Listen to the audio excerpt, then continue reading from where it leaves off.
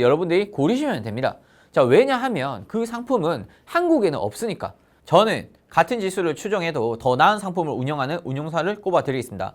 자, 리스트 뽑아 드렸고요. 안녕하세요. 골든서퍼 임지혁입니다. 자, 이번 경제시장 생존 법칙에서는 ETF를 알아볼 겁니다. ETF에 대해서 분석하고 추천드리는 시간을 제가 이제 가질 건데, ETF는 디테일의 차이가 굉장히 중요합니다. 디테일에 따라서 수익이 몇 배가 왔다 갔다 할 수 있기 때문이죠. 자, 해외 ETF냐, 국내 ETF냐에 따라서 일단 달라지게 되고요. 또 인버스냐, 레버리지가 몇이냐에 따라서 확확 수익률이 차이가 나게 됩니다. 자, 이런 용어와 디테일들을 제가 오늘 이 시간에 바로 잡아드릴 테니까 집중을 해주시면 좋을 것 같습니다. 자, 여러분, 그러면 좋아요, 구독 부탁드리고요. 자, 본격적으로 시작해 보도록 하겠습니다. 자, ETF는 국내 상장이 있고 해외 상장이 있습니다. 미국은 ETF 거래가 세계 최대인 국가입니다. 저번 시간에 미국 시장의 투자 트렌드인 패시브에 대해서 제가 설명을 드렸습니다. 자, 그걸 이해하신다면 왜 ETF가 미국에서 폭발적인 인기를 얻고 있는지를 아시게 될 겁니다. 자, 그래서 미국은 국내보다 ETF 상장 종목이 5배가량 많고요. 종류도 매우 다양해요. 기본적으로 지수를 추종하는 ETF부터 특정 섹터, 원자재, 채권 등으로 분류되고 거기에 고배당인 ETF도 있습니다.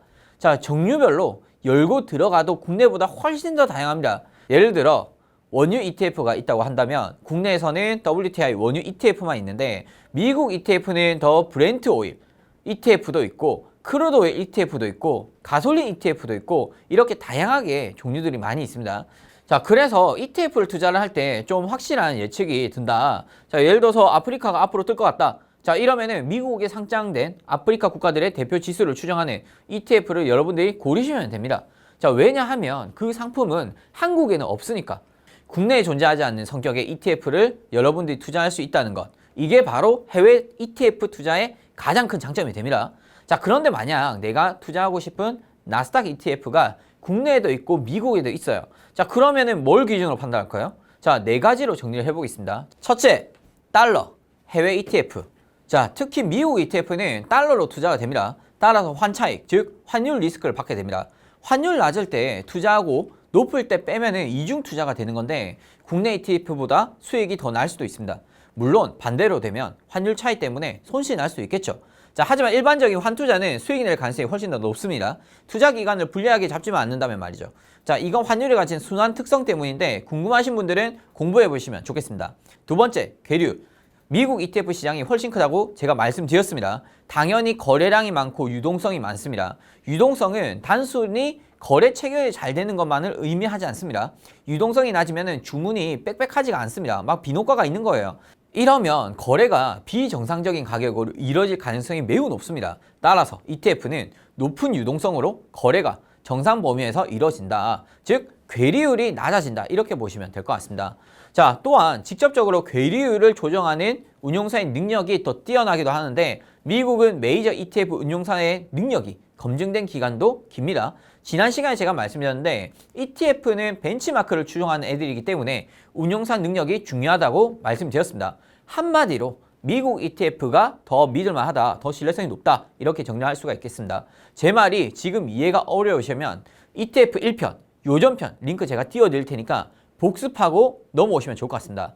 자, 세 번째, 싸다. 자, 미국 ETF는 운용 보수가 우리나라보다 전반적으로 낮습니다. 근데 생각해보면 미국이 우리나라보다 인건비는 비쌀 거 아니에요. 자, 근데 희한하게 운용 보수는 낮습니다. 왜 그럴까요? 자, 이것은 수요와 공급에 따른 시장의 법칙이 적용된 거라고 보시면 됩니다. 박리담회, 즉 많이 파니까 적게 받아도 맛이 남는 거죠. 자, 국내 ETF랑 비교하면 미국 ETF 운용 보수가 약 1.8배, 거의 2배가량 저렴합니다. 자, 하지만 최근 국내 ETF도 증권사마다 운용 보수를 줄이겠다 이렇게 홍보를 하고 있습니다. 참고하시면 좋을 것 같고요. 자, 이는 국내 ETF 시장이 매우 커지고 있다는 증거이기도 하겠습니다. 자, 네 번째, 고배당. 역시 미국입니다. 째째하게 배당하지 않습니다. ETF는 펀드지만 주식과 닮은 점이 많기 때문에 배당이라는 것이 진행이 되게 됩니다. 국내 ETF는 코스피, 코스닥 모두 배당률이 1%에서 왔다 갔다 해요. 자, 하지만 해외 고배당 ETF는 배당이 월별, 분기별 이렇게 나누기도 하고 다우를 예로 들자면은 연 2%가 넘는 분배율을 보이고 있습니다. 또 연 5% 이상 고배당 ETF도 있습니다. 제 말을 쭉 들으시면서 아 나는 미국 ETF 할래 이런 분들 많이 계실 겁니다. 자 이런 분들은 마지막으로 세금 꼭 고려해 보시면 좋을 것 같습니다. 해외 상장 ETF랑 국내 상장 ETF는 세금의 부과 기준이 다릅니다. 자 나스닥 ETF가 있다고 합시다. 나스닥 미국 지수입니다. 근데 이게 국내 상장이냐 해외 상장이냐에 따라 수익은 비슷한데 세금이 확 달라지게 됩니다. 자 어떻게 다르냐 간단하게 정리해서 말씀드리겠습니다. 나는 전업 투자자이거나 금융소득이 많다. 자 그러면은 해외 상장 ETF를 추천드립니다. 그런데 나는 개미거나 직장인이다. 그러면은 국내 상장 ETF가 훨씬 나을 수가 있어요. 자, 왜 이렇게 되는지 제가 말씀드리겠습니다. 먼저 국내 상장된 해외 ETF는 배당 소득세가 15.4%가 부과가 되고 금융소득의 종합과세가 됩니다. 자, 이게 뭔 말이냐? 일단 15.4% 떼고 그 다음에 ETF 포함해서 금융소득, 뭐 이자, 주식 수익, 해외 선물 수익 이런 거 다 포함해서 수익이 2천만 원이 넘으면 종합과세로 넘어서 세금을 더 내야 된다. 자, 종합과세 아시죠? 누진세입니다. 근데 해외 상장 ETF는 다릅니다. 양도소득세 22%면 끝나요. 이때 당연히 양도소득세 250만 원 기본 공제 들어가고요. 그게 끝입니다. 금융소득 종합과세가 되지 않습니다. 물론 해외 ETF 기본 세금이 22%로 국내 ETF 15.4%보다는 많아 보입니다. 하지만 분명 이것은 종합과세 되면은 더 피 보시는 분들이 많이 계세요. 예를 들어서 내가 연봉이 5천인데 주식으로 막 5천을 벌었어. 그리고 국내 ETF로 5천을 벌었어. 그러면 1억으로 책정이 돼서 세금이 나가게 돼요. 그러면 세금률이 더 높아지겠죠. 그러니까 금융소득이 많다면 오히려 22% 정액으로 세금 내는 해외 ETF가 훨씬 더 나을 수가 있습니다. 자, 보통 해외 ETF 하면은 미국 ETF를 고려하시게 됩니다. 미국 ETF를 제가 좀 추천드리겠습니다. 섹터나 테마, 지수 같은 벤치마크는 기호에 따라서 선택을 하시면 될 것 같고요. 저는 같은 지수를 추정해도 더 나은 상품을 운영하는 운용사를 꼽아드리겠습니다. 자, 리스트 뽑아드렸고요. 이 중에서 자사운용사 다이렉션은 ETF 종목 중에서도 레버리지와 인버스만을 전문으로 하는 자사운용사이니 참고하십시오. 혹시 레버리지, 인버스 이런 단어들을 잘 모르실 수도 있습니다. 자, ETF는 디테일이라고 제가 말씀드렸습니다. 자, 인버스냐 레버리지냐에 따라서 수익이 확확 달라지게 되는데 일단 추세 방향을 잘 보시면 되는데 이것만 아시면 돼요. 자, 일단 인버스는 말 그대로 반대로 가는 거예요. 자, 코스피가 5% 상승을 했습니다. 자, 그런데 나는 코스피 인버스에 투자하고 좋다고 웃으면 안 돼. 왜냐면 인버스 자체는 떨어지는 거에 투자를 한 거거든요. 자, 인버스는 하락할 경우 그만큼 수익이 발생하는 상품입니다. 예를 들어서 코스피가 5% 떨어져서 폭락을 한 거예요. 자, 그러면 인버스는 5% 수익이 나는 구조예요. 그러니까 떨어지면은 주식시장이 떨어진다. 그러면 인버스는 수익이 나는 구조라고 보시면 될 것 같습니다. 자, 시장이 불황이 예상될 때 투자를 하면 좋겠죠. 여러분, 인버스라고 안 적혀 있으면은 그냥 스탠다드 상품이라고 보시면 될 것 같고요. 인버스라고 적혀 있으면은 반대로 가는 떨어지는 거에 투자하는 상품이라고 보시면 될 것 같습니다.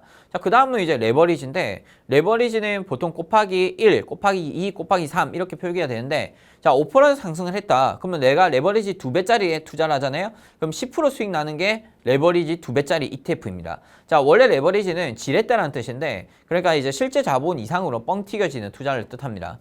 말뜻을 이해하시면은 좀 더 쉬우시겠죠? 자, 제가 쉽게 설명했지만 인버스와 레버리지 투자하실 때 꼭 유의할 점이 있습니다. 단순히 인버스라고 해서 상승분과 정확히 반대되는 수익분 혹은 레버리지 2배를 정확히 기록하는 수익이 떨어진 건 아닙니다. 자, 보유 시점부터 청산 시점으로 적용이 되는 게 아니고 상승과 하락에 대한 수치로 이제 결정이 된다. 자, 그러다 보니까 보통은 인버스와 레버리지는 수익은 적고 손실은 더 커질 수도 있습니다. 자, 그래서 장기적인 투자로 ETF를 선택을 한다. 자, 그러면은 인버스나 레버리지는 전 추천드리지 않습니다. 단타나 수익 매매로 먹고 빠질 때 ETF를 활용하라는 거예요. 자, 오늘은 해외 ETF와 국내 ETF를 제가 알아봤습니다. 뭐가 좋은지, 나는 어떤 걸 고를지에 대해서 여러분들 도움 되셨나요? 자, 마지막에 살짝 짚어드린 레버리지와 인버스 용어에 대해서도 한번 기억하셔가지고 성공적인 ETF 투자하시면 좋을 것 같습니다. 저희 회사 직원들 중에서 ETF로 꽤 수익을 내는 친구들이 많이 있습니다. 특히 원유나 나스닥을 잘 이용하는 것 같은데 매번 컴퓨터 앞에 앉아 있을 수 없는 직장인분들에게 ETF가 제2의 퇴직금, 제2의 연봉 협상이 되어들길 바라고요. 그럼 저는 다음 시간에 ETF 3편으로 돌아오겠습니다. 자, 알람 설정 해두시면 좋겠죠? 다음번에는 어떤 포트폴리오로 ETF를 투자해야 가장 효과적인지에 대해서 분석해 볼 예정입니다. 자, 그러면은 그동안 수익 많이 내시길 바랍니다. 이상 골든스톱퍼였습니다. 감사합니다.